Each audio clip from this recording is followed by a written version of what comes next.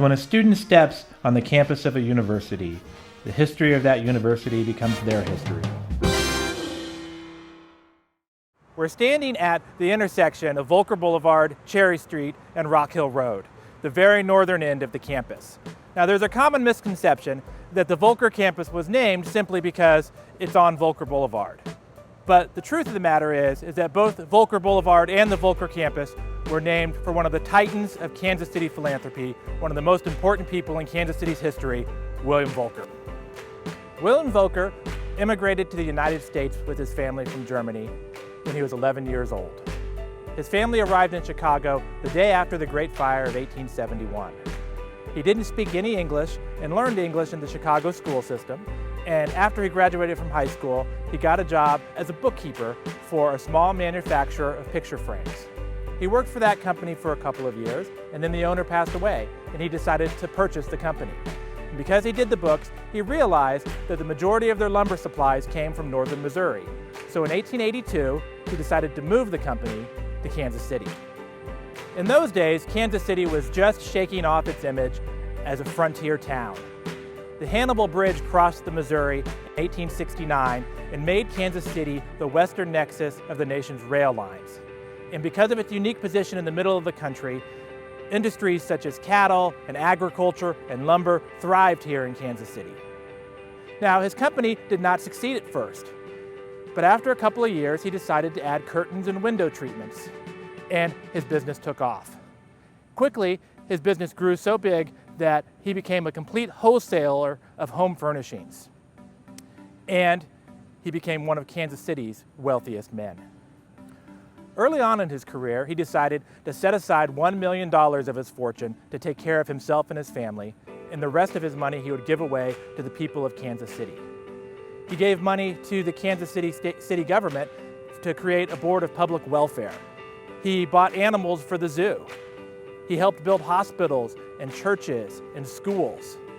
And he gave away thousands of dollars to the people of Kansas City who were in need. A citizen of Kansas City could visit him at his offices, and the building still exists down by Kansas City's River Market. And they could go into Mr. Volker's office and say, "Mr. Volker, I need help. I need help buying a pair of eyeglasses. I need help paying the rent. I need to buy food. I want to go to college. I want to start a business." And Mr. Volker would write them a check. But he always asked that this be anonymous. He was a very shy man and did not like the limelight, and so he always wanted his giving to be anonymous. And so because of this, his nickname became Mr. Anonymous. Well, he also helped with Kansas City's great civic projects. And in 1920, he was part of the group of men that came together to create a memorial to the soldiers from Kansas City who had died during the First World War, Liberty Memorial. And as he was looking at the plans for the memorial, which was to be this giant concrete torch to liberty, he turned to the committee and he said, "Why don't we do something more beneficial to the city? Why don't we build a university, a memorial university?" R.A. Long, who was the chairman of the committee, famously turned to Mr. Volker and said, "If you want a university, Bill, you're going to have to build it yourself." That's exactly what he did. In 1929, William Volker partnered with the Kansas City Chamber of Commerce, and he chartered the University of Kansas City. A few months after this, an opportunity came about to purchase some land for the university.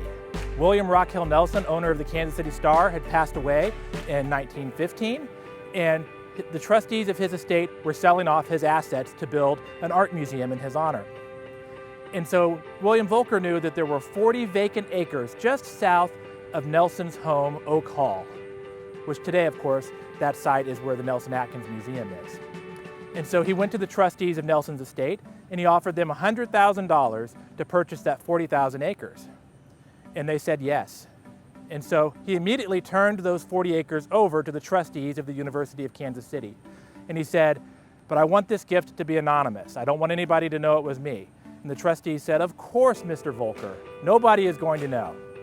But then the next day, front page of the Kansas City Star newspaper was an article, "William Volker donates campus to the University of Kansas City." And so the trustees decided they had no choice but to name the campus the Volker Campus. And it's been named the Volker Campus ever since. Now, not only did William Volker purchase the campus for the university, but he also purchased many of its original buildings, including the building that we have behind us. And over his lifetime, he gave over $2.5 million to the University of Kansas City, which would amount to $100 million today. And people would always ask him, "Why are you so generous with your money? Why do you give away all this money?" And he would say, "God is giving it to me faster than I can give it away." He always said his greatest accomplishment was the University of Kansas City.